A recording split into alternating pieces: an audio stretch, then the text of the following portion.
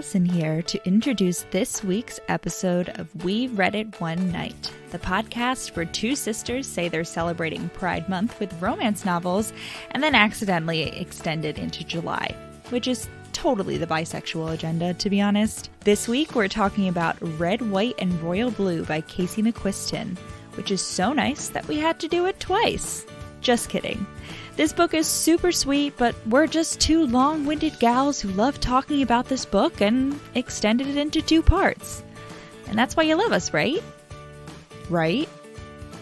While you're pondering that, leave us a rating and review, connect with us on socials, and enjoy the show.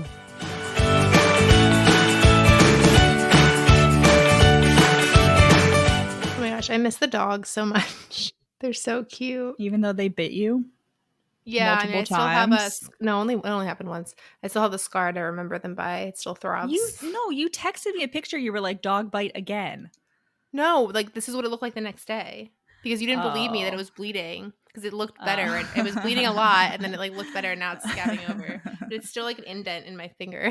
Like, Rachel was dog sitting two small dogs. One of them was blind and could definitely see the future, and the other one kept ripping apart her toys. yeah. Even toys that were supposed to be like rip proof. Yeah. And then she finally succeeded with the rip proof one. But I still let her keep playing with it because she didn't seem to show any indication of like wanting to eat it. But then later I found like the entire innards, including the squeaker, like in the corner. She just like, but then the blind one decided to play with that, and she immediately started trying to eat the stuff and like had it in her mouth and was swallowing it. So I tried to like grab her mouth to get it out, and then she bit me. Oh, they're so cute. Oh, Yeah, and yet Rachel said she bit me. She drew blood, and yet I've been sleep deprived for over a week because of them. She also had such bad allergies that, she took a pill, but it obviously wasn't enough. But she would wake up in the middle of the night and just start scratching, like thumping the entire bed, like keeping me up. But and I couldn't not have them on the bed because originally I had them sleeping outside, but then I made the mistake of like letting them come in one night and they kept me up. And then the next night I tried to put them out, and the one spent the entire night until like 4 a.m. scratching at the door. And finally I brought her, like I kept waking up periodically and hearing scratching. I was like, all right, they have to come in. Even though they like even the farty one. Oh God, yeah. No animal, including a human, has ever released farts that noxious. Like I didn't even realize they were farts at first because it was like such an insane smell. Like I don't even know how to describe it. It was just bad. Maybe that was the reason we were so giggly during part one, was because you were like high the whole time. Oh my God, it was so gross. She was sitting on Rachel's lap the whole time. Every time she pooped, it smelled horrible too, but it was like a different kind of horrible. Like it smelled like poop horrible versus the farts. I was like, I literally do not know what this smell is. Like They smell so previously cute. undiscovered by man. Yeah. You just list all these like horrible things, like horrible experiences with them, and then you like are like, oh, but they were so cute. No, I miss them. Yeah. Babies. Little so cute and baby.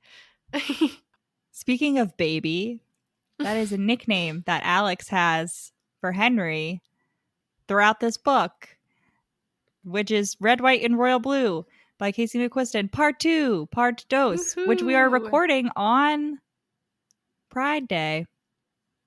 Really? And this is the day that the Supreme Court case happened. Oh, really? On Stefan's birthday? Yes, I remember that. That's why I remember the date every year, because it's the same day, Stefan's birthday. And, maybe not going to be the day for long, but we'll see. Because I said last time that it was painful reading this book because of all the shit. And then like the next day, Roe v. Wade got overturned. And I was like, the universe is just slapping me in the face now. Just looking, Rachel's like looking off into the middle distance, just like contemplating how to get the dogs back. No. Okay. Where would we end? The secret midnight rendezvous in Alex's room, where they make out and then they agree to be boyfriends. Oh yeah, because we already found out that Henry laughs when he comes. And the vanilla buttercream. Oh, because they're having birthday. They're like having they're celebrating their birthdays. The next note I have is when they had their secret rendezvous at a charity polo match in Connecticut. Mm-hmm. And I just want to say, like, pretty much the next, like, 30% of the book is, like, them just having secret rendezvous at various global charity events. Yeah. Like, it's like, we're raising money for endangered elephants. We're raising money for orphans. We're raising, like, come to Berlin.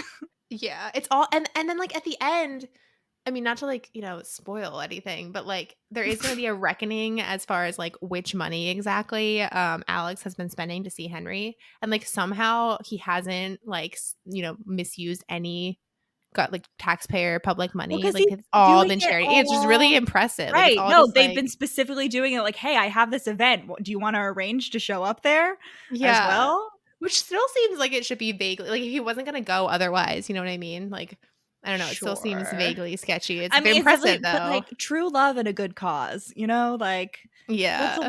what's a little charity event without a little fucking? Like, the, you know, the cause gets some good things and you get some good things. It's a trade-off. What does the cause get? I guess they get more publicity. The cause gets money and publicity and you get an orgasm.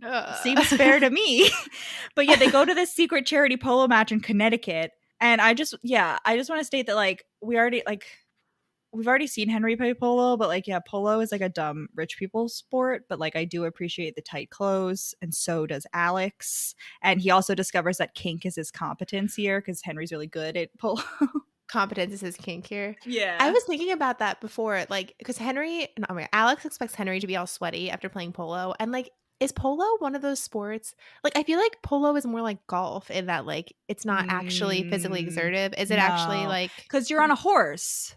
Okay. You have to ride you're like galloping around on a horse, which is already very difficult. And then you also have to, like, lean over the horse and, like, hit a ball. You know what I mean? Like, it's like, Seems dangerous. I feel like it's similar to, I don't know, like, I guess how you would play, like, field hockey or something in terms of, like, running around a field hitting a ball. Interesting. But it's, like, Okay. from a horse. Interesting. With, like, a croquet mallet. So I guess, like, water polo. Is there any connection with water polo and, like, horse polo? Maybe they just have the same rules. You're just not on a horse in the water. Well, because I feel like water polo is just, like, water handball. I think that's more what it is. Sure. I don't know. Okay, I pictured horse polo as, like, slow, but I guess not. No. You're, like, running around. You're, like, galloping. Seems dangerous around, then. Like, what if you hit around. What if you hit one of the horses with a ball or something? Fuck if I know.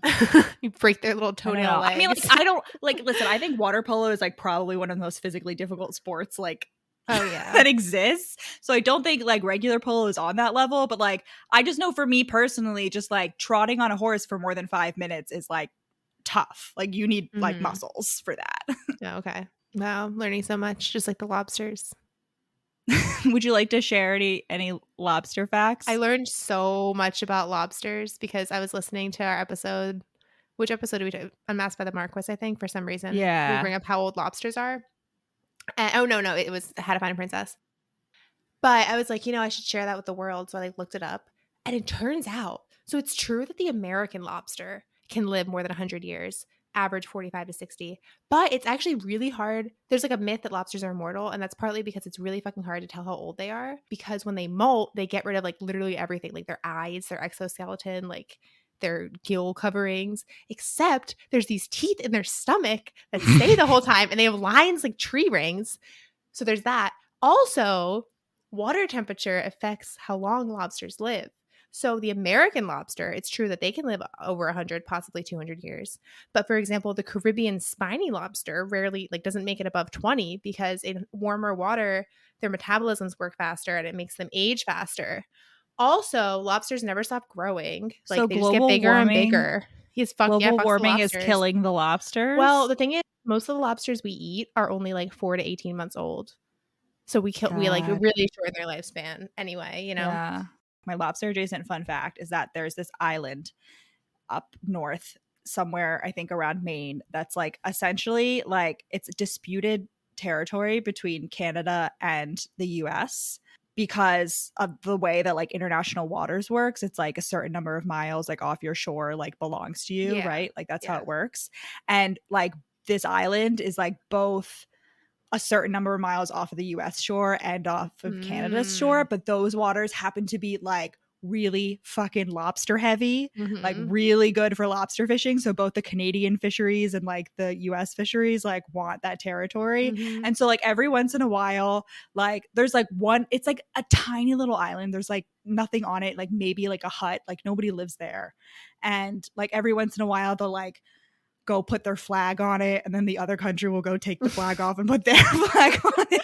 I thought you were gonna say there was like ocean skirmishes amongst like the No, ships. like sometimes like Canadian soldiers will go off, like, go on there and like, you know, nanny boo boo at like the American side, like Wow, it's vice so versa. classic. Like it's just like a Wow. constant. It's been happening for like 200 years, and there are a bunch of different treaties that all like that have happened over the years that like all say different things about who should own it. So everyone's like, no, we should go on this treaty, and like, or no, we should go on this other treaty, and like no one will agree like who Wow. gets the island. That just reminds me of that, like, I don't even know, like, what I just remember, like, going on, like, a historical tour in, like, Toronto or something and learning about, like, the time that the American troops were, like, they just decided to march across the border and, like, thought that the Canadians would be like, "Hey, finally, like, you have come to let us join the US," but the Canadians were like, "No," and there was just, like, a standoff, and then, like, the US people just, like, marched home. We're like, "Okay." When was that? I just remember Like, learning how about it from a recently? tour guide. Like long ago, like Okay. probably like the 1800s or something. I mean, but I can like imagine some like insane Americans in the 1950s just being like, yeah, let's go crazy. I Yeah, can imagine no. some insane Americans today doing that, you know? Anyway, that was a total that was totally unrelated. Anyway, they're playing water Back to polo. Yeah, we polo. really They're went playing from horse water polo to horse polo to lobsters to like Canadian American relations. Yeah, so they like go and make out after Henry's done his charity lobster his charity polo match. They go into a tack room, which is basically, for those of you who were not friends with horse girls in elementary school, a tack room is like basically like a stable closet, like a big stable closet where they keep all the stuff, where they keep all like the bridles and shit. And the problem is that, I mean, like, listen, like the scene is hot. It's technically a closet scene, but like I felt really denied by this scene because they specifically call out that there are like riding crops on the walls, and Alex compares it to a sex dungeon. And yet none of those things were you never in this whole book. We never get kink like that. No. And I was like, Casey, you cannot introduce a ride. It's like Chekhov's riding crop. If you're gonna introduce a riding crop, it needs, in a sexy book, it's got to be used. You telling me that Alex wouldn't have like enjoy being spanked? Like you just don't know that character. Yeah, I don't know. I really couldn't tell you like which one I think would be the, I don't know. The I think spanker Alex versus would be the spanky. the spanky. Because it's not, I don't want to use dom submissive because that's not what it is, but like, yeah, I think Alex would enjoy being spanked. I think he would be shocked at how much he enjoyed being spanked. You know what I mean? And Henry would on the same side, like also be shocked at how much he enjoyed spanking. I've been spanked before, but I didn't have a sexual crisis about it. So I thought that meant that like I didn't like these. Yeah, Liam used to spank me all the time, and like it didn't mean anything. Just two bros chilling in a hot Dorm tub, room, spanking each other because they're like yeah, so we get this horse closet blowjob scene, mutual blowjobs. And then just, yeah, like I said, just a montage of like various rendezvous at a global charity event. Yeah. Just a few general notes. They're exchanging emails this whole time. That's important. Remember the word emails. If you know anything about American politics, you know that if an American political book includes emails, shit is going to hit the fan. And they're very like flowery and like make a lot of references that I don't understand. They're very like, yeah, at one point, well, first of all, I just want to say like it was very stressful because many times they kept changing the header of like the subject header of the email every time they would send it, and I'd be like, I don't like that because then it makes it a different chain, and then you can't keep track of the conversation. That's just a pet peeve of mine. I was like very stressed out, just like my personal experience with Microsoft Outlook was like really like coming for me at this. But yeah, the emails are filled with like, yeah, they're very flowery. Henry like wants to be a writer. That's also something that's like throughout. And they keep, at one point, they start sending back like quotes from like historical figures that were like definitely gay, where they were like writing to their like definitely gay partner. So like obviously we have like Alexander Hamilton and John Lawrence and like, you know, a bunch of other like Emily Dickinson, you know, all those other the gays. The letters felt very much just like they belong in some kind of like YA book that's trying to be like literary, if that makes sense. Yeah. I didn't dislike it. I just had to let like them all like wash over me and not really like, it was more like the vibes than like any actual words. Well, that's what I was that's what I was saying. That's what I think I mentioned in part 1 was that like there is a very strong YA element to this book, despite the fact that it's like technically about adults. Like the way that it's written, the style in which it is written does feel YA in a lot of respects. Which is why like I don't know, when I saw like the cast for the movie, I was like, "Oh, these are like adult men."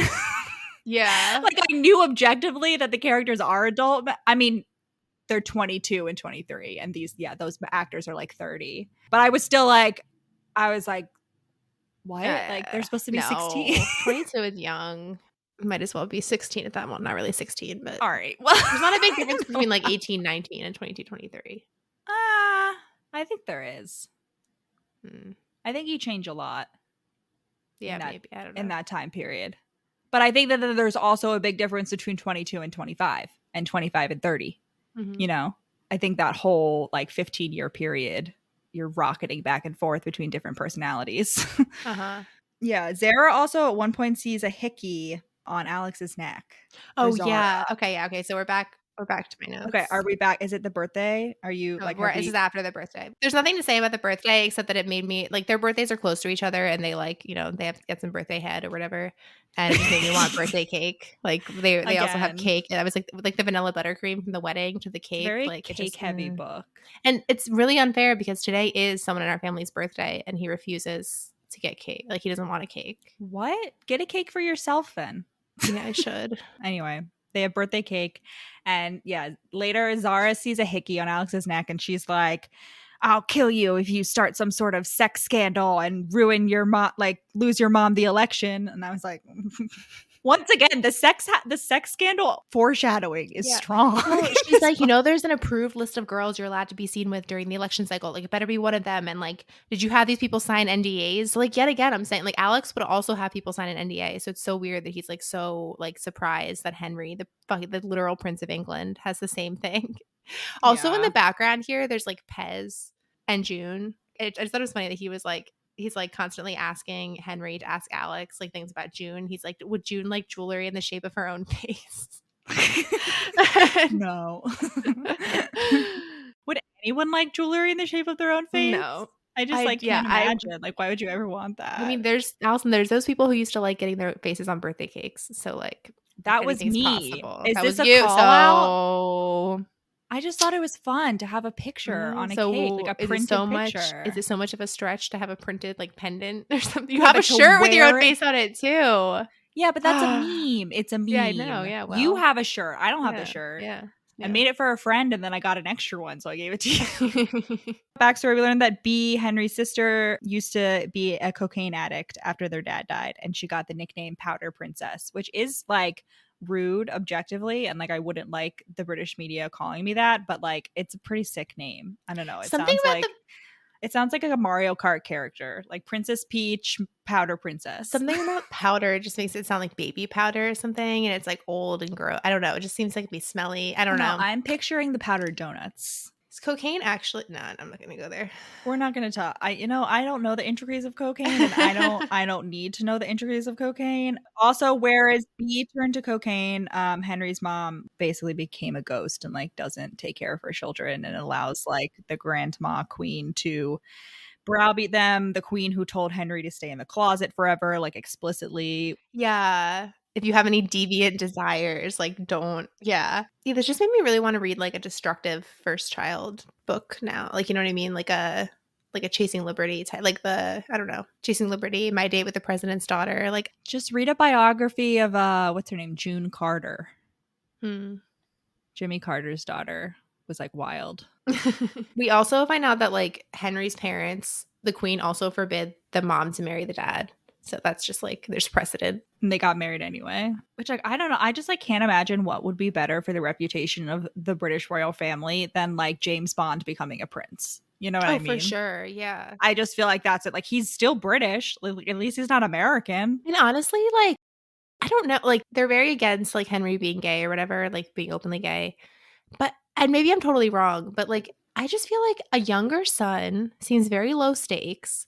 And I feel like it's kind of like when the Catholic Church was like, hey, like, I forget what they said. They were like, oh, like, you're not going to go to hell or something like that. So, like, they throw them a bone and like the people go wild. Like, it earns them like a ton of brownie points. Yeah, but it also gets them a lot of hate from like the more. Because I feel like the people that most staunchly support the monarchy are the bigots. Oh, really?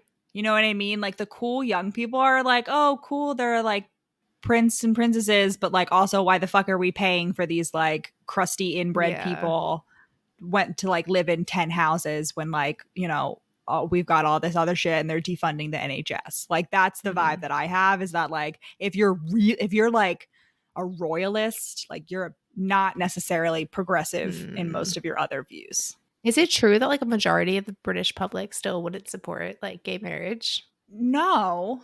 Well, gay marriage is legal in the they UK. say that in the book, and no one like contests it. Yeah, this says like 78% of people in 2010 supported same-sex marriage. So like I don't know what they're talking about in this book. But only in 2022, only 56 of Britons felt that the monarchy was good for Britain, which is down from 73% in 2012. Oh, damn. So they've really been going downhill. Should have kept Meghan Markle around, dinguses. Should have kept Meghan Markle around, yeah. Should have kept Meghan Markle, like, serious, like, but again, it's like the people that are really super gung-ho for the monarchy are from the vibe. I have no statistical thing to back this up, but from the vibe that I've had from, like, paying adjacent attention to British media, you're more likely to be bigoted if you're, like, obsessed with the monarchy. Because it's just, like, I don't know how you, like, cognitive dissonance-wise, I don't know how you, like, are obsessed with the monarchy while being progressive. You know what I mean? Like, how are you obsessed with like a bunch of like old white inbred people having immeasurable wealth that was built on imperialism, slavery, subjugation? I mean, you stayed up to watch the royal wedding, to be fair. Yes, I did. Like a little fan club. Yes, I did. I was also 12. I was 12 years old. I have said, listen, I find the royals interesting. I'm not like a hater. You know, I keep up sometimes with royal news. I've watched William and Catherine, A Royal Romance. I watched the Lifetime Meghan and Harry movie. But like, I like them as a form of entertainment. But if the British public was suddenly like, let's abolish the monarchy, I wouldn't be like, no, centuries of tradition down the toilet. I'd be like, okay. So meanwhile, Alex is trying to come up with a strategy for his mom to win Texas because they're from Texas. So she wants to like win her home state. And it was a sore spot that she didn't in the first election. And he's like very convinced that Texas could go blue. And I'm just like, it's very West Wing. He either is like on the verge of losing New Hampshire or like he's about, or he does lose New Hampshire. And he's like very upset. Like they're constantly like the president would rather lose the presidency than lose New Hampshire. And there's like a ton of like his whole thing. And like you hear this a lot, like people being like, oh, well, like you can't just make fun of the South for being backwards. Like there's bigots everywhere. There's bigots in every state. Like what about, and I don't know. I mean, that's true. Well, I know, but it's not like, it just feels the level to which it was done here. It just feels very like whatabouty. You know what I mean? It's like this. Yeah. It's not a question. I don't know. No, I understand what you mean. Like you can't really like hand wave away the fact that it is concentrated in like certain states. But I do I think Casey McQuiston is from like Georgia or something. Like I think Casey McQuiston is from the South. So like definitely has that more lenient view. But also it's like, yes, like it's concentrated in certain places, but like you can't just abandon, like it's not like universal. It's not like everyone in those states supports it. Like there are always, so you can't just like abandon them. I think that's more from my perspective, like the main argument. Yeah. He has his little, it's funny. He's like, you know, in the office and whatever, like burning the midnight oil. And he's like, he's like, oh, look at this almond milk in my coffee. Like, why doesn't this office keep normal milk around? This is why people from Texas hate Washington elites. They're ruining the goddamn dairy industry. And I'm like, yeah, I don't know. The Washington elites are definitely still signing off on those good milk subsidies every year. So I don't know what you're complaining about there, Alex. Let's not forget the cheese caves, Alex. Let's not forget the cheese caves.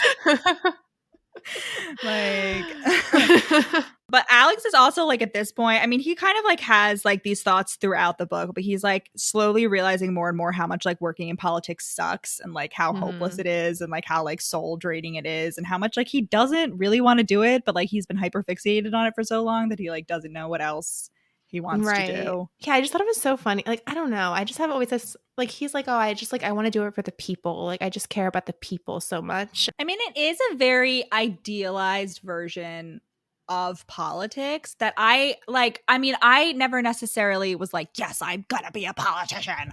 But there were definitely points, like, especially when I was like a teenager or like even in college when I was like, I could like potentially see myself running for office. And it was because I was like, well, all these crusty old farts are fucking things up. And like, I want to like really help people. Meanwhile, Henry is like vacationing in Wales or something. Like, he like FaceTimes him, Alex, with Pez. And Alex is like, oh, like, I feel so much better knowing that Henry at least got a decent night's sleep. Like, it must be nice. He just like goes to his like country house for a month. Oh my God, that sounds like amazing. I really want to go to Wales. I want to go to like Merlin's cave.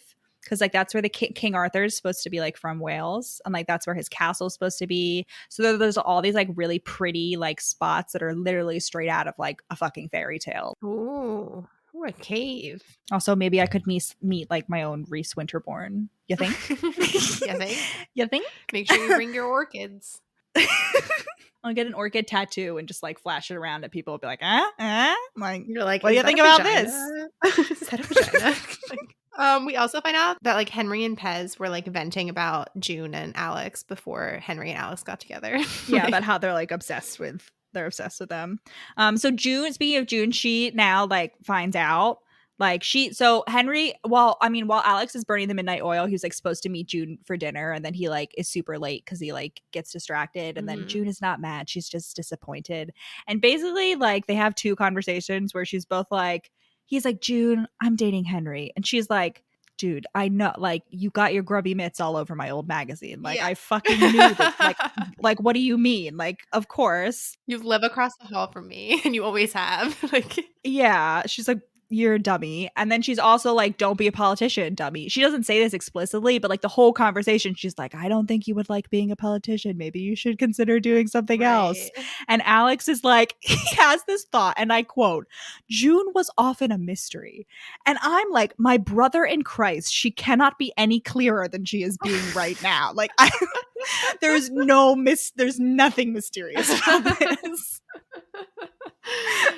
God. I know. I felt kind of like not offended but the fact that Pez got to know before June, you know, and like Nora, like everyone got to know before Alex told June, and like obviously he doesn't like owe it to tell it to anyone, but like I don't know. I feel like are June and Pez like hanging out behind the scenes here, and like June and Nora and B, like Henry's sister got to know. Well, Nora knew because like Nora was the only accessible queer person that he could talk to, so he was like, might I be bi? But yeah, the June was often a mystery. I was like, are you fucking kidding me? You're so stupid. But we also like at this point seem to be getting like sort of a countdown of people who know the secret. It felt like a ticking clock to me. The thing about Alex, and like this has been throughout the book, but everyone, like June, Nora, like everyone is constantly like, Alex, this is going to be a shock to you, but not everything is always about you. Like there are, so I feel like that's part of it. He's like, June is a mystery because like I can't comprehend like any motives outside of like directly fixating on me. You know what I mean? Like, God, yeah. He's a 21-year-old boy. I guess. He's a 21-year-old boy. Like, whatever. He graduates college, they have a little party, and it's derailed by the fact that the election is officially going to be Richards versus Claremont. And Richards is basically just Donald Trump. Except, like, Donald Trump mixed with, like, I guess the Bushes, because he's supposed to come from a very, like, political, like, legacy family. Like, his, like, like all his relatives were like justices and politicians and like all of that stuff. Yeah. So it's like if Donald Trump had a political background, that's Richard. Right. Just I didn't know the Bushes were like that. Well, we had 2 Bush presidents. Oh, I know. Rachel. Yeah, I just didn't know it was like a big family. Yeah, it's like any number of or like the Kennedys or the Roosevelts or you know. Yeah. Oh, wait. And there's also at that birthday party, there's something suspicious going on with Luna and Alex's dad because Alex's dad is like, you should do like they're like having a fight in Spanish and Alex is like, what does this have to do with something with Richard? Like, it's for the grown-ups. Don't worry about it. No, he doesn't confront them. He just like he sneaks like into a garden shed and like listens into their conversation and then like stumbles out. He doesn't like confront either of them about it. He's just like, what could that mean? There's like this whole time there's been like whisperings about like an independent senator that's like sided with Richards, and we don't know who that is yet. What does that even mean? Like I guess just like backing them, just like endorsing. Yeah, okay, yeah. What's a surrogate? In an election, they keep mentioning it's like when someone goes to speak for the candidate, because the candidate can't be ever at once. So if you're having an event in New York City and in Los Angeles, you would send a surrogate to one of those cities to like represent the campaign and like give the speech and whatever. Gotcha. Okay. I watched The West Wing. It was all like I was like, I've seen The West Wing. I know what it is. Like, and I am thoroughly convinced that Casey McQuiston has also seen The West Wing and like based all of like their political knowledge on like what is communicated in the West Wing, which is pretty thorough. Like I feel like I have a pretty good understanding of how the presidency works from watching that show. Thank you, Aaron Sorkin. Yeah. So they all decide to go out to the bar, like have a karaoke night. They all have a charity rendezvous in California, in Los Angeles.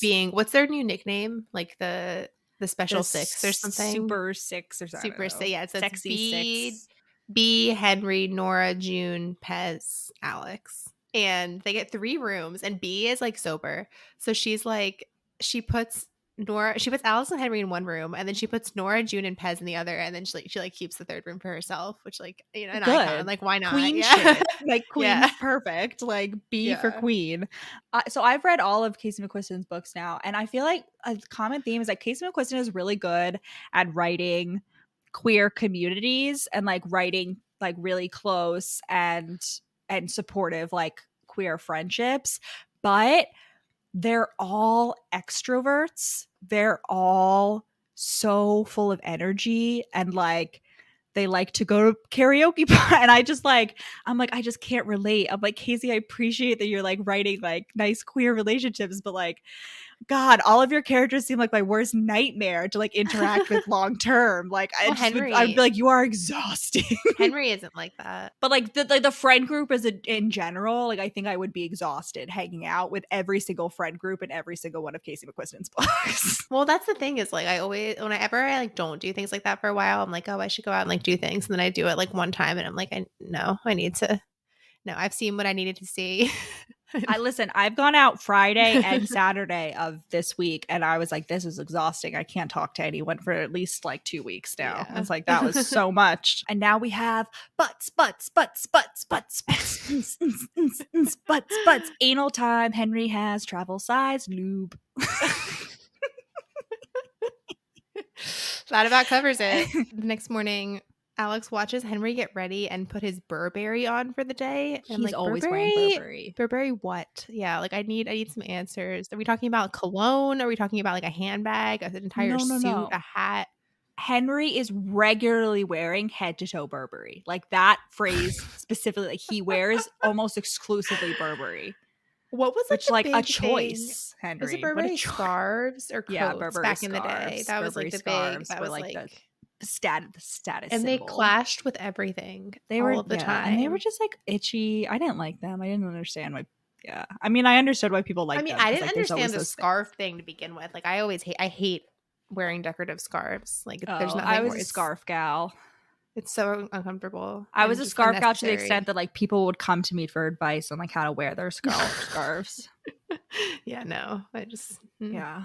Also, this morning we find out that Nora, Pez, and June had a threesome. Just gonna throw that in there. Yeah. Well, it's implied that they had a threesome. Mm-hmm. And Alex at this point is like, "Wow, I have friends." Oh yeah, I have the Super Six. Wow. Like, and like, what were Nora and June like? Hot potatoes? Like, I don't understand. What? And we get more political stuff. I do just want to point out that there is a Sean Hannity cameo, and it was very triggering for me. Was there? Oh, There's yeah, just like yeah, a yeah. mention, Sean like Hannity talks about, about something, you know, bigoted, endorses something Richards, racist. yeah. And I was like, no, not in my queer comfort book. Yeah, and then they go watch what is it again?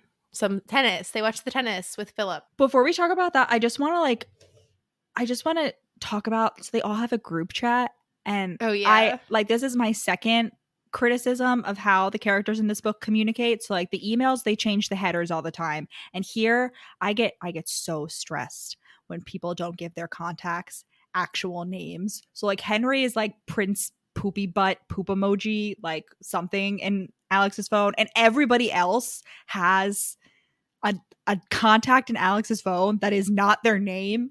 And I was like, how do you keep, like, they have a whole group chat, and I was like, I can't keep these I don't understand, who are these people? And I was so stressed out. I was so stressed out about this. And also Alex at one point while they're texting is like, or he's thinking, he's like, I'm pretty sure someone warned me about insecure emails, so just, you know, keep that in mind. I was like, my no, gosh. Casey, no, not the emails. Well, and multiple times Alex is like, yeah, there's no real reason for us to like write emails back and forth. Like we could just text, but like it's for funsies. It's just like fun. And I'm like, no, like it's so that they can write their long, brooding love letters. You can do that in text. No one's stopping you. Yeah, your thumbs are your only limit. Voice notes a thing. Yeah, like I don't understand.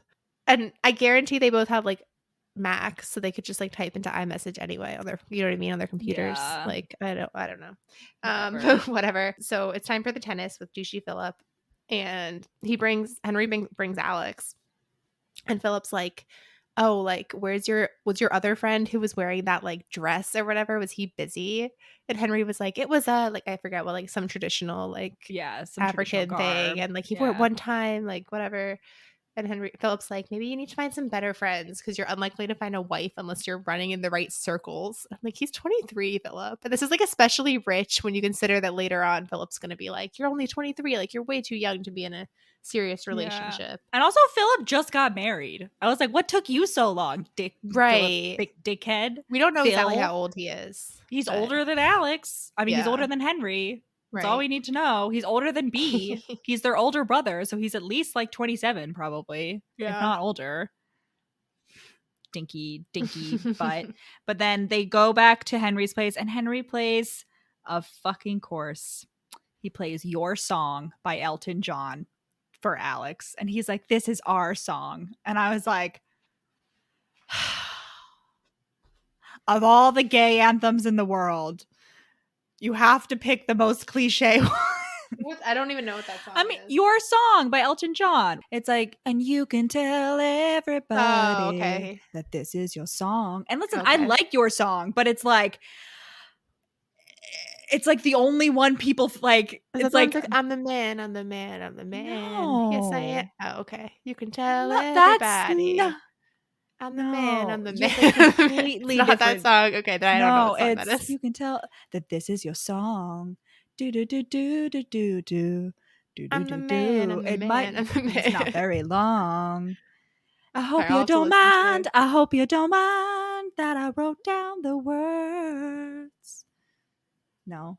You don't know. It's like one of Elton John's like most ringing a bell, songs. but the bell keeps turning into I'm the that man. One. No, it's like that one and Benny and the Jets are like Elton John's two big songs. I do know Benny and the Jets.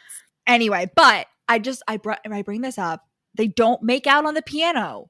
No. Alex makes a very strong point of being like, we don't make out on the piano. And I was like, what is the point of having a piano introduced if you're not going to fuck on top of it? A grand piano? Fuck that. What part of it? You're going to ruin it. You're going to close the lid and then you climb on top of it. And then you fuck on the piano. Alternatively, you can fuck under the piano. You can fuck on the bench. On the floor. You can like sit like face to face on the bench, make out. I just like when there's a piano introduced and they don't like involve the piano in their sexy times, I get disappointed. Because I was like, I thought this was leading to something and it wasn't. I do really want a grand piano, but I think I would take better care of it.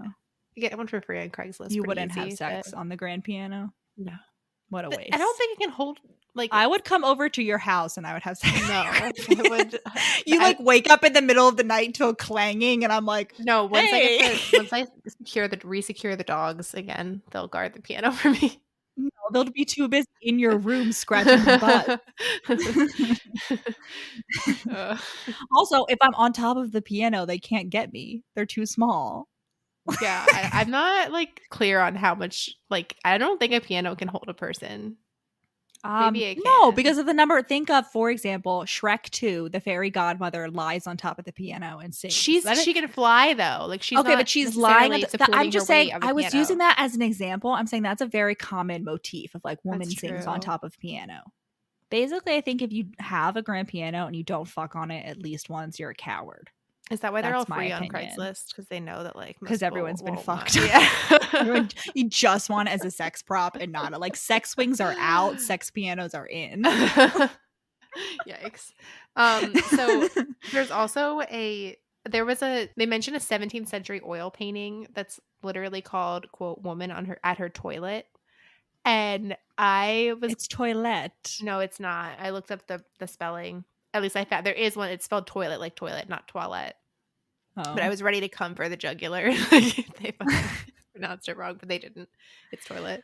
Oh, is she on a toilet? Did you look up the painting? I did look up the painting. It didn't. Is she on a toilet? No, I don't think so. Actually, I mean, I don't know if this is a painting called that. So like a painting like that does exist. 17th century Dutch. Unclear. A young woman at her toilet, 1667. She's like having her hair done. She's in front of a mirror. Okay, that's toilette. Toilette. That's toilette. It's just like it's been anglicized. Maybe. Okay, so she's not like sitting on her chamber pot. No, she's sitting on a fancy chair. It's supposed to be toilette, but it's Dutch, so they don't use toilet. But like that's definitely what it is. She's just getting ready. Yeah. Don't shame this random 17th century Dutch woman. I wasn't. I was going to shame the audiobook narrator. Well, we've already shamed the audiobook narrator for David Bowie. I feel like we can lay off him for a second. Oh, God. But now we have lies, betrayal, deception. Raphael Luna is going to be in Richard's cabinet, and everybody is upset. And Henry even shows up from one of his other charity events to comfort Alex in the hotel. And then in the next morning, he has to hide in the literal closet from Zara. And then he falls out of the closet. And Zara is like, what the fuck? And Alex is like, please don't tell my mom. Thank you. Please. Wait, I just found my notes on the song thing. And I thought, okay, he says it's your song. And I said, oh, Henry wrote a song for Alex. And then it's like Alex wanted to do it on the piano, but it's a priceless antique or whatever. And I was like, oh, it's a very Bella Edward move. Like Bella would like want to and like fuck on the piano, and Edward would be like, no, we can't because of like purity, and also it's a priceless. Well, Bella antique. would want to fuck anywhere like she can. Yeah. Also, he didn't write a song for Alex. No, it's your song by Elton sure? John. Yes, because later on they dance to it, and it's your song by Elton John. Are you sure it's not like your song, like Alex's song? I'm 100% certain that it's the Elton John song. You read it with your eyeballs? Henry did not write a song. We also have a little scene where June is like, I forget for what, but she's like, thanks, baby bro, to Alex. And Alex is like, don't call me that. And June is like, tiny itty bitty miniature baby brother. You just reminded me. And you were reminded of yourself. You are a baby. Yeah. So Zara is like, you have to tell your mom. Like, I'll give you like a day, but like, you have to fucking tell her. It's after it's currently the DNC conference. She's like, you have to tell her after the DNC conference. Mm-hmm. And so Alex does. And he sits down. He's like, Mom, like, I'm bi. And mom's like, great, honey. Like, I'm glad we had this chat. Yeah, then Alex is also like, I'm also dating Henry. Yeah, her mom schedules a meeting and she's like something, and then she like makes a PowerPoint, which we've known as like part of the mom's character. Like the president likes to make PowerPoints, which like I identify with. And it's literally like, you dating the Prince of England. Do you have like point 1? Do you have to date the Prince of England? Like, and then it's like international relations, dating, and you. Yeah. And then basically she's like, you know, if you like, make sure you feel like 100% about this, and like, I'll support you, but you're fired. Like, you can't. Yeah, she's like, you have to get campaign. off the campaign. And then he like leaves, and she's like, wait, honey, I had Planned Parenthood send over all these pamphlets. They sent a bike messenger and everything. At least take one. She's like, you need to use condoms with anal. And he's like, Mom, I know. And he storms off. But then I was like thinking back to the time they did anal. And I'm like, I don't know if I remember a condom being mentioned in that scene. Right. Like there was pocket-sized lube, but not like. Yeah. I was like, maybe. I think a condom is mentioned later on when they do anal. But I was like, I don't know. That first time, Alex, did you know? Did you know, Alex? Did you? Alex, did you know? How could you not know, though? To use a condom? Yeah. Well, because people are like, oh, you can't get pregnant. So what's the point? But, like, did HIV not, like, I don't understand. Yeah, I guess. Yeah. Well, yeah, it's like all those books that we would read and they'd be like, don't worry, like, I'm on the pill. Like, so we're fine. I'm like, that's not. You're missing a whole other half of the equation here. Right, at least half. Like, so then, like, so yeah, then Alex is like, after he's fired, he's like, watching June and Nora do appearances without me is torture. But like, June isn't even working for the campaign. So like, he isn't even allowed to do appearances, like White House trio appearances anymore. No. I guess, wouldn't that be seen as weird? The mom is just like, I don't want you. You can't.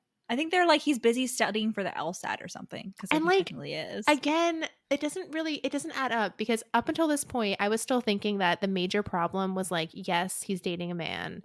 Sure, that might be scandalous to some sector of the population. But the main thing is like the possible appearance of being like influenced by like a foreign regime or whatever, you know? Yeah. But that's not what it is. Never so why was the mom only concerned that, like, the mom was like chill? Like, she would have been, it wasn't a big deal if he was dating some random dude, but it's a big deal that he's dating Henry. Like, I just don't get it. I don't know. Well, because I don't know, they have to like manage it. It would be like of bigger more news, interest. It's bigger news and it's like international news now, whereas like before it would probably be just contained to the US. But for the most part, that's where her voters are. I know, but like it doesn't have, I don't know. Yeah, whatever. Anyway. I don't know. In one of their many, many, many emails and exchanges of gay historical quotes, one of them they do, obviously, like I said, Hamilton and Lawrence. And the only important thing about that is that Alex writes this key line, which ends up on t-shirts later. History, huh? Bet we could make some. You know, just remember that. That's becomes, if you ever see that on the internet, no, it is a reference to this book. It's like the line from this book. And yeah, and like, oh yeah, Alex is, I think we might have mentioned this before, I can't remember last episode, but like Alex is like, oh, you probably don't know that much about like Alexander Hamilton because like, you know, you're British and why would you care? And Henry's like, I've actually done quite a bit of reading on Alexander Hamilton because he was a brilliant writer and also because I knew you were named after him. And I'm just gonna assume that he like did all that reading before even like being with Alex, you know, like he just 100%, yeah, like years and years ago, like from the age of like, yeah. if Alex memorized Henry's Wikipedia page, you don't think Henry did the same? Like yeah, Henry was probably just wildly frustrated with how underdeveloped Alex's Wikipedia page was compared to his own. Like, you know, Henry was like, he knows all about me all the way from my birth. And like, this one doesn't even start until his mom becomes a senator. God. Yeah. Memorize the fact sheet. So Alex and June like go to this like lake house that their dad bought. In Texas. On one of the many man-made lakes in Texas. Are there? Yeah, I don't know where this is. It's Lake LBJ. It's very explicitly created, man-made. Like they explicitly, they're like, it's Lake LBJ. Because I was just really confused because like there's some point at which like Alex talks about Zara telling them about like sheltering in hurricane season, like what that was like. And I'm like, but he lives in Texas. Like, how could he not firsthand know what that's like? But I guess does Austin not get hurricanes? I don't know. Like, I don't. I've never been to Texas. You're the only ones that have been to Texas. They lose power like all the time. Like I feel like it's like totally normal to just have to like deal for like 2 weeks with no water or like electricity. But so they go there every summer and Alex invites Henry. Yeah, Alex invites Henry. And I want to ask from the bottom of my heart, because as I said, they go to Lake LBJ. And so obviously Casey McQuiston has to throw a little Lyndon B. Johnson fun fact in there. And I'm like, is it possible?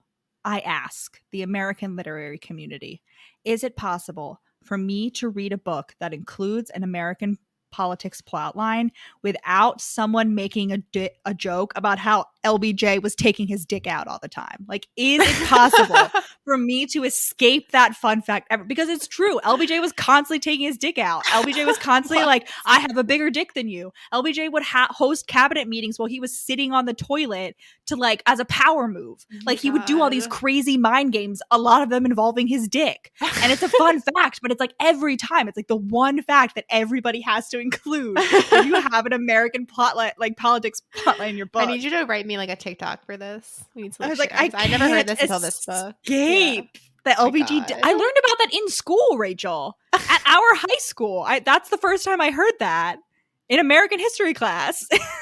Yeah, no, this is like the LBJ fact, is that he like was constantly being like, my dick is bigger than yours. And also that he and his family all had the initials LBJ. I just like would like to emphasize that. Oh, that is kind of cool. His I like wife that is a Lady lot, Bird actually. Johnson. Yeah. Yeah. But I was like, do you think he purposely married someone who would have the initials? I mean, I would. LBJ? Well, no. Well, that wasn't. I mean, that's like a nickname, right? So like, I don't think so. We got Lady Bird's a nickname, 100%. Which I mean, but I think it's definitely a nickname she had like before meeting him. You know. Oh, it is. It is a nickname. I do Claudia Alta Lady Bird. Yeah. Interesting. But that means that her maiden name is Taylor, so her original initials were CAT. Cat. Nice. But oh man, because Nice. it's one thing. I mean, it's really pretty fucking cool to have the whole family have all the same initials, but at what cost? But just like to give up CAT, like that would be like me giving up RED. You know. I mean, I'm serious. Like that would be yeah, but to have the matching family aesthetic. Well, that's what I'm saying. Like it's always like, it would be better if you didn't have to give so much up, though. Like I'm not saying it's not. It would be a tough call, but I'm not saying it's not the right move. Is but pretty like, cool. Yeah. CAT. Yeah. Anyway, so Oscar's like super cool with Henry. He's like Oscar slaps his hand into Henry's. Hope you're ready to fucking party. Yeah, and he's like, he like cooks, but it was the mom that was the griller in the family. So like Alex has taken over that role. And he's like at the barbecue, like with his little kiss the cook apron. I don't know, I just made that up. But yeah, but then Alex's dad is like, wanna talk? And Alex thinks that he's like gonna confront him about his sexuality because everybody else knew before he told them. Right. But instead he's like, yeah, Luna really betrayed us. It was bad. Like, we can talk about that. But also his dad is like, definitely like, I know about the other thing. Like, we don't have to talk about it. But like, you invited a man to my house. Like, I know the way the wind is blowing. Right. He's like, basically, yeah. And he's you invited a man on our family vacation. Like, this is not a platonic friendship. Right. And the dad, like, definitely still, he just like talks about his relationship with the mom and like how he like knew it was going to end badly from the beginning, but he's like, still worth it. Like, yeah. Well, he's like, your mom's the love of my life, like categorically. Yeah. And he's like, it was never going to work out long term, but like that doesn't mean that I don't still care about you her. Just jump and hope it's not a cliff. Which okay. Wise words. Yes. but like don't actually do that. But I was confused about that because I don't know, I guess I was like assuming there's like water at the bottom. Like I would rather like jump and then like I wouldn't want to just like fall flat on my face. I don't know. Like the way I was saying, I was like, I don't know how I feel about that. I don't know. I really overthought that statement. Well, for, like I like was walking in Central Park and listening to it, and I just like paused it, and I think I went like a good half mile where I was like, I don't know whether that works. It could be the kind of thing where like you can see it's a drop off, but you don't know how far it is, so you need to like jump, and you're hoping that it's just like a few feet or something instead of a cliff. No, but he's like, you hope that it's a cliff. Hope that it's not a cliff. Oh. Which doesn't really make sense either. But I don't know. I know I was very confused. Oscar, please explain. I think it's like sometimes you jump, Oscar like you take the leap of faith and hope that you're not jumping off a cliff. Like I don't know what a leap of faith could be. Yeah. I don't know. I was just thinking about this for a long time. I just would like to like pass like that now there's on another to our listeners to like puzzle about that for a second. Just think about it. You hope there's like another side to land on. Yeah. Anyway, they have a great time at the lake until like the last night. Wait, we have another fireflies moment. Another reminder that fireflies are not everywhere because there's fireflies, and Henry is like, "What are these bugs?" But there aren't fireflies in Texas, so this isn't really. Wait, I thought there are. No, because remember Cameron didn't believe me that you can catch them. Like he literally was like, you can't fucking catch those bugs. And I was like, I will catch one right now. There is extensive and exciting diversity in Texas firefly species. Anyway, but he's also, at one point he's like, he's also like, what are these mosquitoes? Oh, yeah. And I was like sent into a rage at this point because I was like, the UK definitely has mosquitoes. And yes, indeed, I verify the UK has many species of mosquitoes. I was like, I definitely remember getting bitten by fucking mosquitoes while I was in the UK. Like, what is this bullshit? So I was like, why doesn't Henry know about mosquitoes? Well, lightning bugs are omnivores, as it turns out, so they might be eating you. You never know. Listen, if a lightning bug wants to eat me, like, that's a good fate, I think, to provide light to the world. It's like Princess Yue in Avatar: The Last Airbender. She becomes the moon. I become a lightning bug. It's a fair trade. Wow. I think I need to learn a lot about lightning bugs, like my lobster deep dive, as soon as we're done recording. Seems like there's a lot to learn. Anywho. Okay, thank you. Anyway, yes. Alex realizes he loves Henry, but then they wake up in the middle of the night and they go for like a nice little midnight swim. And Alex, well, I had to go back and listen to this. He says something like, "Oh, I can't wait for us to come back here next year. Like maybe it can just be the two of us." And then he's like, "Oh, this is the first time I've ever like intentionally introduced love into the conversation." But I went back and listened to it multiple times, and like the word love is not uttered. Like No, Alex is never like, "I love you." I was more like, I was looking at it as like he's talking about his future, like their future together. He's like, I'm excited about our future together. And Henry panics. And this man literally, once again, swims away and then leaves the country. Yep. This is the second time. and then he ghosts Alex. Like Alex literally wakes up in the morning and Henry has left a note that's like, sorry, had to go back to England. And Which is kind of like, it's like, you know, this should have been a red flag. However, red is my favorite color. Like, he does this twice. The man does this twice. I know. I guess that's the benefit. Like when you're a gay prince, like you really can be as dramatic as possible, and like you're escaping. No one's gonna stop you. The best part. You The best can part just of call this up plan someone. is no one can stop me. Yeah, I know. And then he just ghosts him. He just doesn't respond to texts. There's some kind of dramatic Thisbe and Pyramus note. When was that? Like somehow that's like the only communication. No, he found like in like a book or something. Alex finds like an old note of Henry's that he hadn't seen before, like some sort of inscription, and it's about Pyramus and Thisbe, and he has to look up Pyramus and Thisbe, and I was like, sir, have you never read A Midsummer Night's Dream? Like I thought everybody knew what Pyramus and Thisbe was. Like, are you fucking kidding me? Pyramus and Thisbe is basically just like similar to Romeo and Juliet, but like older. Oh, well, that's another thing that this is a good time to bring this up because I've been thinking it this whole time. Like we're told that like in high school, Alex was like a jock, but he was like the most cultured of the jocks or whatever, right? Like there's like a few times that he's like, and I'm not above a flying tackle, you know what I mean? Like implies that he played like sports. I'm sorry, but that just is not consistent with his character. Like, I refuse. This man is not a jock. There's no fucking way. This was like the political nerdy, like, but also like better than you, like wears a suit every day, little bitch. Like, that's who he was. There's no fucking way. Maybe he became a jock so that he would have an excuse to wear a suit without getting bullied on game days. But like he already didn't have friends, so like I don't know. But also I could see him being a jock, but like the jock, and like he's like that one person on the team that's only part of the team because he has like he's filled with such like feral nervous energy that he's like really fast and like really quick, but everyone like stays away from him all the other times. They're like, we're keeping you around because you're good at this, but also you're terrifying. Yeah, like he's supposed to be a jock, but like I don't know. Yeah, I don't even know what he plays. What does he play? What is I don't know. I assumed like football because of the rugby frankly reference. It's probably like fucking lacrosse. Like his family was bougie. Yeah, I don't care. That's true. Yeah, well, yeah, I mean he could maybe soccer because you don't have to be tall. Could be soccer, you know? Yeah, it would be horrible to play soccer or any outdoor sport in Texas in the fall and spring. Like I would die. I would melt. Yeah. Anyway, so Alex doesn't take it lying down this time. No, he books with his own emergency credit card for the first time.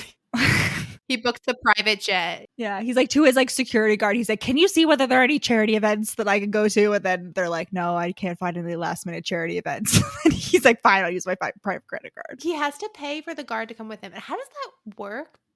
Because obviously it makes sense. Like if it's a personal expense, you should use your own money. But you're like required to have security. So do you have to? So he has to pay for the security guard's ticket, but I'm assuming he's not paying his salary. You know what I mean? Like, so why? Yeah, but the security guard would be getting paid no matter whether he's in the United States or not. Well, sure, but then like, well, why does he have to pay for his ticket? Because he's required to bring it with him. You know what I mean? It's one thing the West Wing didn't cover, interestingly enough. Yeah. And Henry's hot guard / personal manservant or whatever, Sean, who like we've gotten commentary on his butt throughout this book. Just note that. Have we? I didn't know that. Did Alex not. is constantly like, how's Sean and his cute butt? No, that's why I was so confused in the first beginning of this book, because I was like, how does Alex not realize? Like, he's constantly throwing in like flirty jokes about Sean, like flirty jokes about Henry, like about like, oh, should we fuck? Like, maybe we should, like, you know? And I'm like, how it's like, it seems so much like Alex was the one who knew he was bi and was like feeling it out with Henry, and Henry wasn't going to be the one who had to come to the realization. Like, he's so oblivious. because Henry like wasn't inappropriate at all. Like, I don't know. But anyway, Sean shows up and he's like, don't fucking make a scene. And Alex is like, I will fucking make a scene if you don't let me in this fucking house. And Sean's like, all right, you got me there. Like, you got me there. I do not want TMZ on my ass. Anyway, he lets him in. And the reason they get in is because it turns out that Zara and him are secretly dating. Oh, yeah. And she like called in a favor. No, like, they're engaged at this point.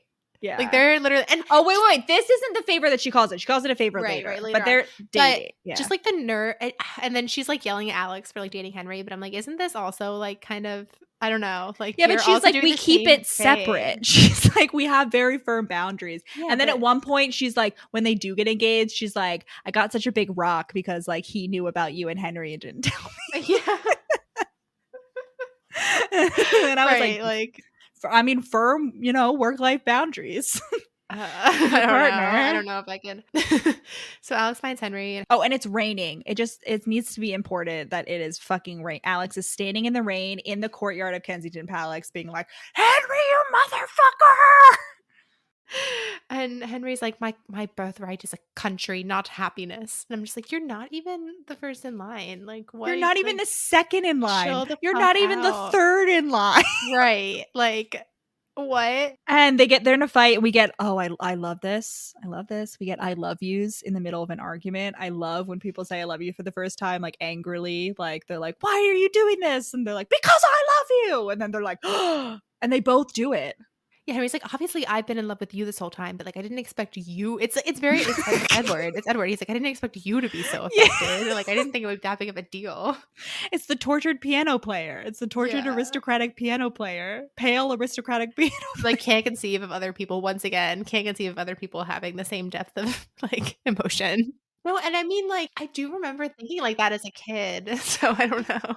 But like, seriously, like, but that's like a childhood development thing. Like, when you like, there's like a childhood development marker where you like realize that other people have external lives. So Henry's like, you have to leave, and Alex is like, I'll leave as soon as you tell me to leave. And I was like, I love a good threat. Yeah. And Henry's like, I can't say it. And then they have like goodbye / like makeup. Alex is like, I'm not sure like what this sex is, but like it's very frantic. And then he wakes up and Henry's gone, and he's like, oh no, but he like his Burberry coat is still here, so I know he can't have gone far. Yeah, and then and his signet ring too is it's the ring. Yeah, that's what it is. Yeah, and then Henry comes back in with like tea and crumpets, which is like very nice, delicious. And he's like, I just ran into Philip. He's like completely like shocked. He's like, Philip was eating just toast. Plain toast. Have you ever seen someone eat toast without anything on it? Yeah, harrowing, truly. And Alex is like, all right, stop fucking deflecting, like get to the point, like what's going on here? And Henry's like, basically I realized that like Philip's life kind of sucks. Like, it's not that he's unhappy, he's just like fine. He's like very deeply fine. Like his whole life is fine, and like that's not good enough for me. Like like he's like, I've been thinking about this the whole time, like since the Olympics. Which is when they originally met. Like, it's taken him a long time to get through this, but it's finally gotten through. And then they go to they have like a romantic like secret after hours night at the V&A Museum, because apparently the Victoria and Albert Museum, because like apparently Henry's parents did that for them as a kid. And I was sitting here and I was thinking back to our episode on Royal Holiday. And I was like, if I had a nickel for every time a modern day British royal romance had a couple sneak into the V&A Museum late at night, I'd have 2 nickels, which isn't a lot, but it's weird that it happened twice. Right, yeah. Why is it always there's so many museums in London? Why is it always the V&A museum? the closest one? I don't know. Every time you say V&A, I hear BNA, which is the Nashville airport. I keep thinking of that time. The time I was on the first ever direct flight from Nashville to London. Oh my God. Yeah, so they go on and they look at a bunch of gay statues, and Alex takes a picture of Henry in front of a gay statue and is like, I'm taking a picture of a national gay landmark and also a statue. And I was like, yeah, that's good. That's top tier flirting right there. Mm-hmm. And they find out that Gran won't give back this like Indian tiger. Oh my God. Well, just one of the many things that like the British won't give back to people. Yeah. The long list. But Henry does give Alex his signet ring, and Alex puts it on his little key necklace, his little Zoe 101 key necklace. Because this whole time, ever since his mom became president, he's been wearing the key to like his house in Texas around his neck. Yeah. And it's unclear why they couldn't like ever go back for a visit, but whatever. I think he's like, I'm gonna go back when like it's all over. Like then I can like finally like feel like I'm normal again. Yeah. Yes. Then Henry comes out to Philip. It does not go well. It doesn't go well. Yeah. Like Philip's like, don't worry, we can like pay some girl to marry you still. Oh my God. Like, don't worry. And yeah. So Henry's like having sort of like a I don't know, he has like a panic attack like about, you know, he's just very unhappy about this. And basically just like a few days after that. Well, first there's leaked security footage. So Alex goes back to the US and they're, you know, once again writing their goddamn love emails as if they're not about to be like exposed to the whole world. And first what happens is that security footage of them like going into a hotel room together at the DNC thing leaks, and so they try to spin this whole like dating narrative where Henry and June are dating and Alex and Nora are dating, and like that works for like a bit. That's the point at which I was like, wait a second, so like it's totally fine for June to date Henry, like no big deal at all. So like this whole like political influence thing is not even an issue. No, not an issue at all. They do that. But then like they can't bear to be apart. Yeah, so like June and Henry go on a date, but then like Henry meets them in a back alleyway, or Alex meets them in a back alleyway in a car, and then like Henry gets in the car with Alex and they kiss, and he's like, "It's fine, it's tinted windows." Yeah, and then it turns out that he forgot about the fucking windshield. Yeah, so there's like footage of them, with a kissing. Long yeah, and then they release the email. Like everything gets leaked. Yeah, that picture, the emails, everything. There's like, terrible news coverage. They're like, President Diaz like won't be able to be impartial on traditional family values. Like, okay, so like, what if all her kids were straight? She still wouldn't be. Like, it makes no sense. No. I mean, it's like the homophobe. Everyone's being homophobic, and people are like, "Oh, my 12-year-old daughter has been crying all day. She's dreamt of marrying Henry since she was a little girl. She's heartbroken." It's like, bitch, your 12-year-old daughter was never gonna marry Henry. First of all, he's her age. Like, I don't understand. She's a peasant. Yeah, so everyone sucks. Of course, it's an email scandal. At one point, Alex's mom asks Alex if he's okay, and I was frankly shocked that she did this because nothing about her character up until this point would indicate that she would take the time to ask if he was okay. We'll make him a little PowerPoint. But like throughout this all, like Alex is like, yeah, this really sucks, but like I am finally happy to be like able to openly like claim Henry is like mine. Yes. He's like, I consider the number of times that I've considered like branding his butt just so that like people would know is insane. Like I'm fine. I'm glad I don't have to do that because I was getting real close. Like I'm from Texas. We like branding cattle. Last quote. It's like, how do you feel about branding? Well, you feel so bad for the cows, but you got to do it or they get lost. Yeah. Then it's like, no, I meant like social media. Yeah. Yeah. So then Buckingham Palace goes dark and they're not answering anyone's emails. And this is when Zara uses her secret engagement to Henry's valet Sean to get Henry and Alex in a room together at Buckingham Palace. Mm-hmm. And once again, Alex discovers that he has friends. He's like, oh my God, Zara's my friend too. Yeah, right. And he's like, wow, like Zara seems ready to physically overpower Sean if necessary. Like, God. So which is like great. Yeah. So basically, they show up, and who makes a surprise appearance? But Princess Margaret, which is Henry's mom. And she's like finally ready. Is her name Princess Margaret? Yeah, I thought it was Margaret. Well, what else would her name be? I don't know. I didn't write it down. I just called her Henry's mom, so I don't know. Yeah. She shows up and she's finally ready to like go to bat. Well, no, she shows up at first and Henry calls her out. Henry's like, hey, guess what? You have been a shitty mom since dad died and you've let like grandma and Philip do this to me. So like, just letting you know you're responsible. And then like, you know, she's like, wow, I have been a shitty mom. Time to be a good mom. Right. Reverse 10 years of damage or however many years it's been. They all get in a room together. The Queen, Philip, Bea, Henry, and Alex. Well, the Queen hasn't shown up yet. It's just Philip trying to chew Henry out, and Henry responds. I just need to read this full quote because it's excellent. He's like, what are we even defending here, Philip? What kind of legacy? What kind of family that says, we'll take the murder, we'll take the raping and the pillaging and the colonizing, we'll scrub it up nice and neat in a museum, but oh no, you're a bloody poof. That's beyond our sense of decorum. So roast him. And the Queen shows up and she's like, you know, I've heard about this interesting thing where you can, like, because of the way the computers are nowadays, even if they have pictures, you can basically say that it's fake. Like, what do you think about that, Henry? The Queen is described just like, I was imagining Miranda Priestley.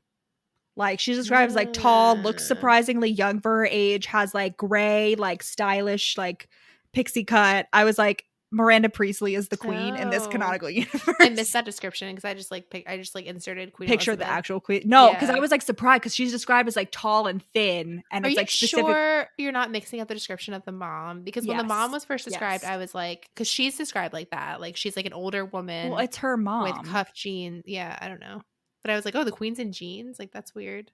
No. But, you know, the Queen is described as Miranda Priestley. And I was like, I accept it. Headcanon accepted. And she's like, yeah, we can basically just say it's a deep fake. And Henry's like, no, it was real. And she's like, well, in that case, like, we can just, I don't know. I forget what else she, like, wants to do. She's like, we can get you married off immediately. Like, Henry's like, no, I'm not fucking doing that. She's like, you have to produce heirs. And again, I'm like, why? Why does he have to produce heirs? There's no reason that he has to produce heirs. Like, it's absurd. There's so many people. Like, there's so many people before him. Like, it doesn't make any sense. Like, even if Philip gets killed off, there's Bea. Then there's like, I don't know. And then they're having the argument and they get like a notification that there's like all these like protests like globally, like basically like pride parades supporting them. The grandma's like, she's like, even if like some people are like okay with this, like you can't imagine that the majority of our supporters would like ever be okay with this. Like I can't imagine they'll ever want to let you into children's hospitals again. Which oh my like, God, wow, I was like, grandma. I was like, the French had the right idea in that. Yeah. I was like, and then Bea just pulls out her phone and starts playing at top volume this like BBC News report that's like people around the world are like supporting Henry and Alex.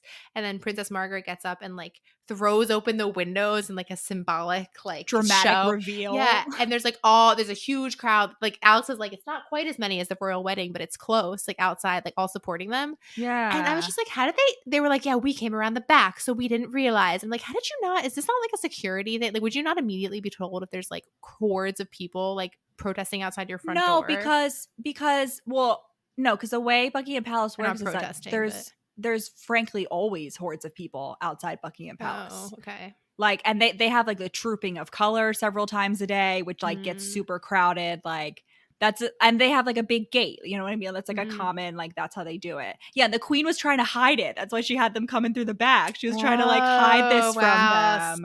And I was like, sneaky Miranda Priestley Queen. Yeah. Like, I see what's happening. And basically, it's Princess Catherine. Her name is Princess Catherine. Yeah, because I capitalized Cat. Yeah, I was like, it's not Princess Margaret because that's a real person. Yeah, but that's why I was like questioning. Like the grandma was like, you can't imagine that the majority of our like people would support this, and like no one questions that. So, which definitely is not true. But but again, like Catherine, the monarchist versus like. Yeah. Catherine. And then she whips out. She was like, hey, bitch, I'm going to get Parliament to do a fucking regency. How about that? Like, we're going to put you in the old Queen folks' home. She's like, I know. Yeah. Like, you've been forgetting names. Like, I don't. Like, I'm going to fucking come after you. Like, we did it 200 years ago. We can do it now, baby. Like, I'll take you out at the knees, bitch. Yeah. And then the Queen falls in line. Yeah. And just like, yeah, she's fine, ready. And yeah, there's like all these like protests and shit, and everyone's like, I don't know, supporting. there's People like have Han and shirts that say Leia. history, huh? Yeah, And like there's murals and like the Han White and House Leia is mural rainbow. that popped up. Yeah. Yeah, because at one point in their emails they compare themselves to Han and Leia. And then like the next big thing that happens is like, so Nora has like gone off the radar this whole time. We find out like she's just been, Alex is like, wow, that kind of sucks. Like after everything I'm going through or whatever. And like they're for some reason like completely ready to like judge her. But it turns out it's because she got this huge file leak info dump from like an anonymous source, and she's been like going through it for like 3 days straight.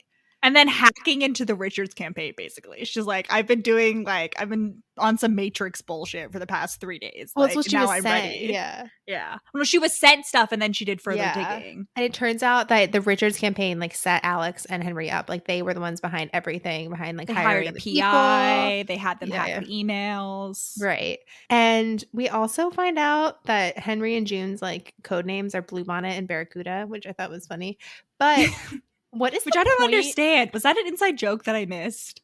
I don't know. Like one of them, I don't even know who says it. They're like, "Oh, I can't believe you picked that." Like I don't know which one's because the Secret Service agent is like Bluebonnet and Barracuda on the way. move. Yeah. What is the point of those code names, honestly? Because like, yeah, maybe on a one-off it might keep it secret, but if you're like a foreign government, or if you're someone who's like tapping in and like listening into like White House security, you're gonna figure that out really fucking quick. You know what I mean? It's like, Yeah, oh, every time they say Bluebonnet, Alex is on the way, or like every time they say whatever. Like, I don't understand what that does, to be honest. Yeah, so they were like, who in the campaign could have sent us to this? And there's like the emails, like this obscure thing of numbers and letters that like refers to, what was it, the Five Guys order that Rafael Luna like ordered 3 times a week when Alex was on his campaign and that Alex had memorized. And like this obscure thing that Alex is like, of course, like it was Rafael Luna who sent this. And then like Rafael Luna like confirm, they leak it to the press, and Rafael Luna like anonymously is like, yeah, it's all true. And that just because basically like the mom is like, I'll protect you with immunity if you help me like take down Richards. And like, how is that legal? Like that just seems really like, obviously they're in the right here in this situation, but like is that allowed? Well, you can like whistleblowers get immunity from prosecution, right? Sure, I know, but it seems like they're gonna prosecute him. Like this isn't just like a thing. Right, but the way they phrase, like the fact that it's your political opponent, like the fact that it's phrased as like, help me take out my political opponent and I'll protect you with immunity. Yeah, I don't know. I mean, it's takedown. Yeah, I don't know. Yeah. Anyway, I mean, that's not what it is. Like, yeah. Alex has to address the nation. And Henry is there, like, standing at his shoulder, like a goddamn, like, Victorian couples painting, like, just stoically with, like, one hand on his shoulder. I was just like, I get, like, the purpose of this imagery, but it's, like, I feel like if I saw that on TV, I'd be like, this is the silliest shit I've ever seen. Yeah. I don't know. And so silly. Well, and, like, somehow, like, we get, like, a little snippet from some, like, political podcast, and, like, they're basically like, oh, like, the fact that Richard set this up, like, proves that Alex didn't actually do anything wrong. But I'm like, what was Alex supposed to have done wrong to begin with? And like, how does this prove anything? They kept it a secret. I don't know. But they like, well, because they're like, oh, they didn't actually use any like funds. Like, I guess that was part of the issue, is that they potentially used like taxpayer money, but they didn't. So like, I guess I don't know. They finished going through the emails. Whatever, they're in the clear. I feel like you can't look too closely at this. Like, I feel like you're just like, yeah, it's like obviously it's going to be bad if something like this happens. So like, that's all you kind of gotta do. And then Alex finally goes to confront Luna. And Luna reveals that he interned for Richards, who tried to sexually assault him and then like blackmailed him with his undocumented family and like all this other shit. So he couldn't tell anyone. And like, he's done this to a lot of other interns. And so Luna was like, I joined his campaign as a secret espionage mission to take him down. And he's like, I was a triple agent. I'm like, wait, isn't that the definition of a double agent? What's the triple? How are you getting the extra agent? I'm like, this is insane. I was like, there's no reason for you to do this. Yeah. Oh, he's like, I couldn't tell anyone because like you would have tried to stop me. And I'm like, would they though? Like, I don't know. You should have been stopped. No, because I'm thinking about like, yes, ultimately he was what took Richards down. But it's still like, skipping ahead briefly, like the election is still incredibly close. So it really isn't that effective. And B, he has still spent months giving speeches and rallies and support for this man. Mm-hmm. And I just feel like that's not something that you can erase with like one hacking scandal story, you know, Right. Like it was like such that, a like, close member of the family. and like yeah. especially like people of you, like people like him, like he's like their like quote unquote diversity like voice, like he's gay, he's Mhm. Latino. I just feel like there's a lot you have to undo, and I just feel like he ultimately caused more damage, like far more Right. damage. Yeah, I didn't even think of it like that. Yeah, I have no idea. Like you've been like stumping for him for months, Right. publicly, very publicly. Right. Yeah. I mean, and listen, like I empathize with Luna. Like that's a very traumatic thing to happen to you, and that's horrible. Yeah. And like having to like not being able to say anything about it, and like knowing that he's doing it to other people. And like Richards at one point announced like a Congress like youth initiative or whatever. So Luna was like, "Oh no." Yeah, convoluted scheme that in real life probably would have done more harm than good, but I feel like definitely did more harm than good in like in book world too. Like considering how close it is, you know. well, that's what I was thinking like the whole time because they were like, "Oh, like it'll be such a big deal that Richards like infiltrated this or whatever." But I'm like, I Oh my don't like God. none of Richard's supporters would care that he like did this No. illegally, you know? They would be like, "Oh, No. like, you know." Yeah, Alex's dad is like, he says like, I don't think this election is going to hinge on an email server. Meanwhile, I'm sobbing into my fucking pillow like, oh, Oscar. I was like, Casey, this happened. You wrote this after 2016. Why Well, would you yeah, put that but- in there? Yeah. So why would you hurt me like this, Casey? So basically a bunch of things happen at once. Alex and Henry take official royal portraits. Henry, it turns out, is now starting. He's not joining the military, which has apparently been like a threat this entire time. He's going to be starting LGBTQ youth shelters worldwide because like him and Pez were like starting that because Pez is super like rich and whatever. But like Pez signed it all over to him. So he's doing it. And one of them's in Brooklyn. And now Alex is like, I took the LSAT, not on page, but I did take it sometime over the course of this book. Right. And I could go to law school, and I'm going to go, maybe I could go to NYU. My mom has I connections just, there. every time a book character goes to NYU, I die a little inside because every time it's presented as if like it's the only school in New York City. And I was like, Alex, why? But even like law school wise, I was like, why would you go to like NYU over Columbia? Like it's right there. It's implied that he like needs the connection to get in anyway. Like, he's the fucking first son. Yeah. He's the first son. He's gonna get anywhere. Like, no. Like, are you insane? But it's like it's such a thing. And it's a thing with Casey McQuiston too about like the NYU thing is on the same category for me as like people being like obsessed with Brooklyn and like idealizing Brooklyn. Listen, NYU picked its strategy and just went all in. Like they are like it's working for them, you know. They somehow have this reputation as like this amazing, but it's the celebrity thing, and like who's to say that doesn't extend to like giving book authors a little something to do that to like push it. Oh man, yeah, I just like really. Alex would go to NYU, like, you know, it checks out. He is like a celebrity. But I was just like, he doesn't even consider Columbia. He doesn't even consider. Or like, there's many other schools. I mean, they're not. But I'm talking about like, if we're talking about like top tier law schools. Yeah. Why? And 90% of the time, it's not even an author who went to NYU. So I'm like, what is your fucking boner for NYU? I don't understand. It's not me pitying Columbia. It's my deep-seated hatred of NYU. Yeah. Anyway, and then Alex is still popular in Texas. It's just important to know. Not the Texans haven't turned against him for being gay. So that's exciting. And then June gets her memoir book deal, to which I was like, what? Yeah, and so did that happen? Okay, I guess June's writing a memoir for some reason. And then finally, it's election night. Woohoo! And like, it all comes down to Texas. Henry shows up and he's wearing a tie with the yellow rose of Texas, which is very like, I appreciate a man who like plans his details down, his outfits down to like that level of detail. Yeah. Really great. And then Liam shows up too. And Alex is like, wow, like he's tall, broad-shouldered, sweet-faced, and scruffy. Like, I'm so mad I had such a specific type of guy. I didn't even realize it until now. Like, and then it's all coming down. And like the mom calls June and is like freaking out. And she's like, you need to write me I need like your help to write a concession speech, like just in case.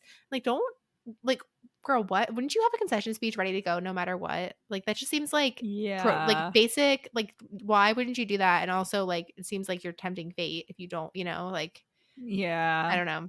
But June is like, no, you're gonna win. And then of course she does win. She wins the presidency because she wins Texas, and Texas goes blue for the first time since, who is it, Jimmy Carter? And I started stress cleaning because of the world that we live in. The different world that these characters live in. And then Henry's like, I bought a brown shirt in Brooklyn. And I was like, I bet you did. Right. No, I was in Brooklyn 2 days ago, and I was in like a nice neighborhood of Brooklyn, and I was like walking, and like the street, like it really reminded me of like the street in our hometown, like the main street in our hometown. Like it felt very quiet, like there were old buildings, and I was like, wow, Brooklyn. And then like just out of curiosity, when I was like back on the train, I looked up like the rent for like a studio apartment there. Guess how much? Like $1 million a month. $3,500 a month for a studio. Good for me. Wow. For a studio apartment. Wow. And then I just died. Like I contemplated, it was an above ground subway. I contemplated and yeeting myself off the bridge because of New York rent prices. I was very upset. Anyway, they all live happily ever after in a beautiful world in which women can be president in the United States. Woohoo. Woohoo, twice. Yeah, which women get elected twice. Reconfirmed once again that I would have no interest in being president or president's child, president's any. Like, it just seems very president uncle would be fine. I feel like that's cool chill. Uncle. Yeah, cool single uncle who just like shows up at all the parties, or aunt. Like, I mean, you get all the perks, but wine aunt. Yeah, they probably don't know who you are. The White House wine aunt. All right, time for the cat scale. So we have Princess Catherine. I don't know how it's spelled, CAT or KAT. I think it's either K-A-T. way. Like it counts either way. Cat. We have Mr. Wobbles. Excellent. Not enough enough page presence for Mr. Wobbles. Definitely frankly. not. We have the name Beatrice, which feels very cat-like to me. Like Nora's definitely a cat. June is a cat. Alex is a cat. Alex is Alex is those dogs that you were dog sitting. So dumb. Like he'll bite you. So cute. Stupid and bite you. Very cute. They're not stupid. They're fucking they're smart. Vicious. They will rip apart. One of them was a hero, Allison. Oh my gosh. I don't think I told you about this. So she was looking, so it was getting dark, right? But we hadn't closed the blinds yet. And she was looking in the reflection, and I thought she was being so stupid and barking at herself, like her reflection. Like I thought she thought that was like another enemy dog. But then I looked out, and in the woods, Dobby, our neighbor's very old basset hound, you know who I'm talking about? Yes, yeah. He was wandering around in the woods. He was lost. So she like alerted us, and I went out and got him, and they were like looking for him. And I returned him to his owners. She was a hero. I know. Wow. Yeah. No, she was just defending her territory. Well, she alerted us so he wouldn't get like, he could have wandered off into those woods. But she didn't do it out of concern for Dobby's. You don't know that. You don't health. It's very hard to tell with this dog because she would also randomly bark. Like, so for some reason, like if mom would come out of his room for the first time in the morning, she would like bark viciously at him, but then like run up, but then immediately just like roll on her back and be like, scratch my stomach. So insane. Yeah. Little dogs are truly insane. Yeah. Anyway, Alex is a little dog. Henry's a cat though. Cat who rides horses and has a pet dog. So I would say this is book very medium cat scale, despite that, like not a lot of cat. Some cat vibes and some explicit cat. I do feel like the absolute drama of the emails like gives at least a point. Why? I just feel like that would be if cats had opposable thumbs, they would be writing dramatic emails. It would have zoom lenses. Yeah. Oh, that's true. Yeah. I thought you meant like a scandal, but yeah, it's definitely. Like that. It's like that cat meme that's like, my owner decided to starve me today. I do not. I only got one can of wet food instead of 3, and also dry food, and also a mouse. But nevertheless, I tried. I tried to defend my owner from the couch by scratching it, but she got angry at me instead. Nobody here appreciates me. Yeah. Like the emails are definitely cat. Yeah, they are for sure. Like these dramatic, like especially like 4 a.m. emails. Right, like that's what they are. They're so fucking dramatic, so flowery. Yeah. The late night calls, waking each other up like late at night. All right, cat scale. Yeah. All right. 3, 2, 1, 6. Nice. Nice. Finally didn't do a 0.5, which I feel like we've been doing like endless. I feel we agreed last time, whatever it was. Yeah. All right, Allison, where can they find us? Fuck you. That's where you can find us. Fuck you o'clock. No. You can find us on Instagram, TikTok, and Facebook at We Read It One Night, on Twitter at We Read It Podcast, and you can email us wereaditonenight@gmail.com. And you can also leave us a rating and review wherever you listen, if they allow ratings and review. Notably, Apple Podcasts and Spotify. Even more notably, Apple Podcasts lets you write a physical review. And if you would like to leave a review after listening to this episode to be part of a little inside joke club that you've listened to this episode, like a little wink wink nudge nudge, which is very gay. So like if you want to do like this Pride Month, celebrate Pride Month by giving us a wink wink nudge nudge through Apple Podcast reviews, you can. What can they do, Rachel? Do we just want to do like what royal would you most want to fuck, like internationally?